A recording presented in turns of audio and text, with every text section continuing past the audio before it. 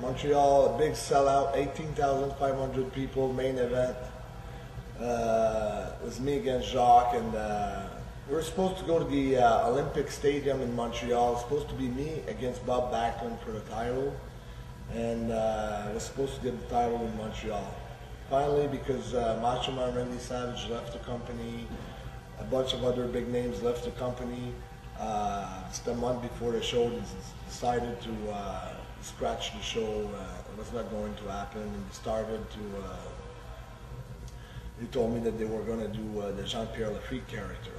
So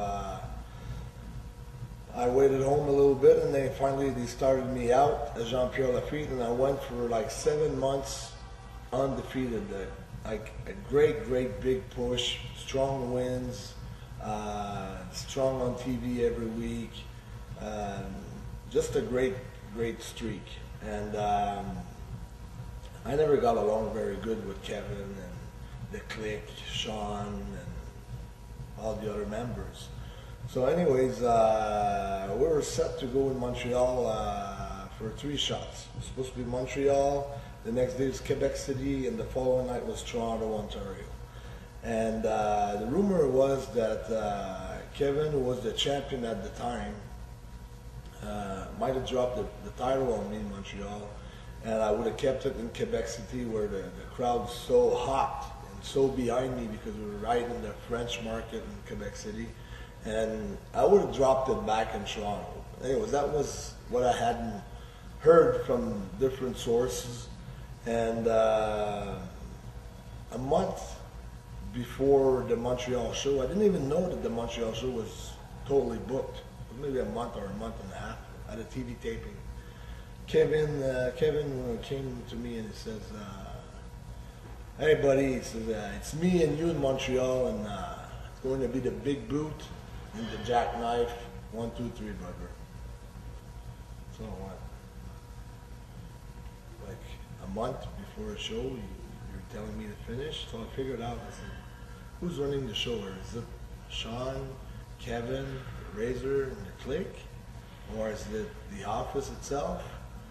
Never heard of a finish called a month before time. So it just really got to me. You know, I was talking to my friends, Sid Vicious, and the Smoking Guns, and Bob Holly, and all the guys, Adam Bomb, the guys that we were traveling together. And that didn't make sense. So anyways, came to the day that the Montreal show was on, walked in with my luggage, walked in the forum. First man I see was Tony Garea. Tony Garea came up to me and says, "Hey Carl, we want a good match tonight, you know, a good 15-minute match, good, nice main event. And it's going to be the big boot and the jackknife, and Kevin takes it." I look at him and says, "Wow, that's what I heard a month ago? And I don't think so. I'm not doing it, you know." So everybody started to go crazy in the back in the dressing room and everything. So Shawn Michaels, who had a little bit of heat with him before for another reason, came up to me with this icy belt on him, and he says, "You're not business, you can't do this, you're just a motherfucker, blah, blah, blah." He said, "I'm gonna hit you with this belt." I said, "Hey man, if you hit me with this belt, don't miss me, because I'm gonna take you, I'm gonna rip your head off, you know?" And then all the boys were going nuts, and the agents were trying to get us apart and everything. And finally Kevin Nash came up to me, he says, "Well, I guess you don't want to lose against me tonight?" And I look at him and I said, "No, I'm not losing tonight. Not against you, not against anybody." And I said, "It's going to be like a double count out or something like that. There's no 1, 2, 3. If there's going to be a job here to be done by me, I'm taking my bags and I'm going home, and you won't have a main event." So the phone was ringing, you know, Vince was calling the agents, and Briscoe was calling me, and another agent was calling me down, Bruce Pritchard, and everybody was on me, and there was no way that I was going to do a job for them, because I felt that it was a lack of respect there, and there was no way. I was ready to quit the business. I didn't care. So eventually they said, okay, let's go with this. And we're doing the match. And as far as the match goes on, you know, I can feel the shots, and I'm throwing harder shots, and he's throwing harder. And eventually we're going over the top ropes, and we're fighting towards the dressing room. And you can feel, you know, the tension is there, and you can cut it with a knife. And the next day, we're in Quebec City.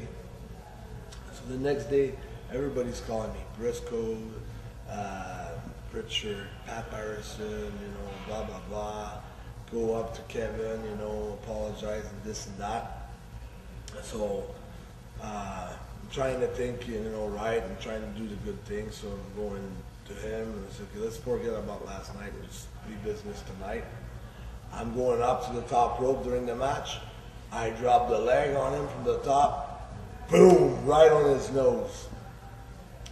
So he goes, he starts hammering me in the corner, and I start to fight back, and all the boys are like on the board, you know, like outside, they just, come on, just kick that shit out of him, come on, just beat him up, and this and that.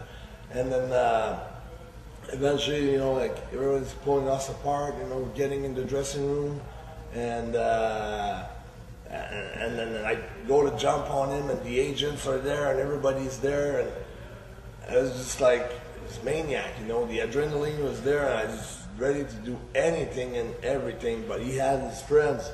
He had like Sean. He had Razor. He had Paul. He had the kid, Aldo. Everybody was there. I had like I said, Sid, the Smoking Guns, Bob Ollie, and everything. So the next night in Toronto, I'm walking down the aisle. I'm just ready. I'm just waiting for Kevin or Sean to come out and just knock one of them, you know, and just kick the shit out of him, so, you know, I could get fired and get out of that whole deal. And eventually Kevin comes out. He said, whoa, whoa, whoa, whoa, whoa. I said, you know, we're all professionals here, you know. Let's try to put everything behind us. So let's forget about this. And the office changed the match, and I wasn't against Kevin that night. I was against Rikishi, and changed the whole thing, and then we went in Europe for 2 weeks. They left me alone. I was going over Aldo Montoya every night, you know, boom, boom, boom. Eventually, we're coming back to the States, big meeting in Cleveland, Ohio. I see Vince coming, Cleveland, Ohio, for a house show. Never in the history of the WWE, Vince was to a house show instead of, at least it was going to be Montreal, you know, for a special event or a sold-out show or something. It was like 4,000 tickets sold in Cleveland, Ohio, when Kevin was the champ, and when the clique was going strong, and then everything was pretty much going down. Vince showed up, and in Sean's book, you know, they said that they were going to see who they were going to get rid of, you know, some talents that they think that couldn't help the company. And I said, that's bullshit, you know. The only reason why Vince was in Cleveland, Ohio was because I was still going over every night against one of the guys from the clique, and they didn't like that, and they made sure that was going to be changed. And after that meeting in Cleveland, Ohio, where 10 of the boys were included in, and the whole clique was included in the meeting, and they were talking about me, well, for sure, I was losing every night after that, and I had to quit, and I left. And Kevin Nash, you cost me my career.